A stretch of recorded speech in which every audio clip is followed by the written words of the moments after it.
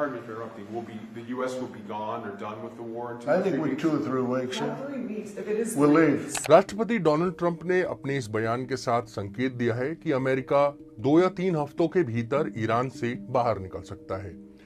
Trump का कहना है कि अमेरिका का ईरान में एक ही लक्ष्य था, ईरान किसी भी हाल में परमाणु हथियार हासिल न कर सके।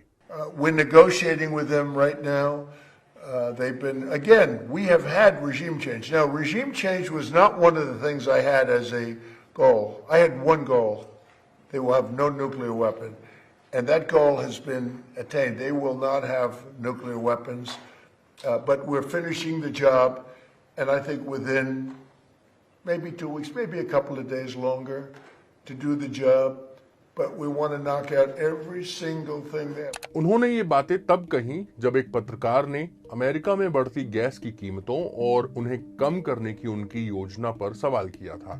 इस पर ट्रंप ने कहा, इसके लिए मुझे सिर्फ ईरान से बाहर निकलना होगा और हम बहुत जल्द ऐसा करने जा रहे हैं। हम बहुत जल्द वहां से निकल जाएंगे। इस दौरान ट्रंप ने यह भी दावा किया कि ईरान में सत्ता परिवर्तन हो चुका है। डोनाल्ड ट्रंप ने आगे कहा कि अगर फ्रांस या कोई दूसरा देश तेल चाहता है तो वो होर्मुज स्ट्रेट से होकर जा सकता है और अपना तेल खुद ले सकता है। ईरान में जारी सैन्य अभियान को लेकर ट्रंप ने कहा कि अमेरिका पूरी तरह बिना किसी रोक टोक के कार्रवाई कर रहा है और सब कुछ तबाह कर दिया गया है। उन्होंने कहा कि ईरानी शासन के पास अब हवाई सुरक्षा भी नहीं बची है। ट्रंप का दावा है कि वो कोई मुकाबला नहीं कर रहे हैं, वो हम पर गोली तक नहीं चला रहे हैं। इससे पहले ईरान के राष्ट्रपति मसूद पेजेश्कियान ने कहा था कि अमेरिका और इसराइल के साथ जारी युद्ध को खत्म करने के लिए ईरान के पास जरूरी इच्छा शक्ति है, बशर्ते कुछ शर्तें पूरी की जाएं। ईरान की समाचार न्यूज एजेंसी IRNA के मुताबिक मसूद पेजेश्कियान ने यूरोपियन काउंसिल के अध्यक्ष एंटोनियो कोस्टा के साथ हुए एक फोन कॉल में ये बात कही है। पेजेश्कियान के मुताबिक ईरान को इस बात की गारंटी मिलनी चाहिए कि भविष्य में उस पर किसी तरह की आक्रामक कार्रवाई नहीं होगी। उन्होंने कहा, हमने कभी भी तनाव या युद्ध की कोशिश नहीं की। स्थिति को सामान्य बनाने का समाधान यही है कि हमारे खिलाफ हो रहे आक्रामक हमले रोके जाएं।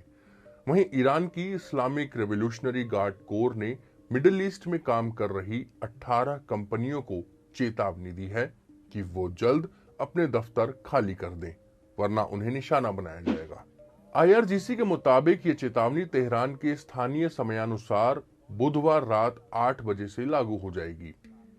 रेवोल्यूशनरी गार्ड का आरोप है कि ये अमेरिकी टेक कंपनियां अमेरिका और इसराइल के हमलों में मदद कर रही है और उनके टारगेट्स को ट्रैक कर रही है। इस लिस्ट में Microsoft, Apple, Google, Meta, Tesla और एनवीडिया जैसी बड़ी कंपनियां भी शामिल हैं। इसके अलावा सिस्को, इंटेल, ओरेकल, IBM और जनरल इलेक्ट्रिक जैसी कंपनियों के नाम भी इस लिस्ट में शामिल हैं।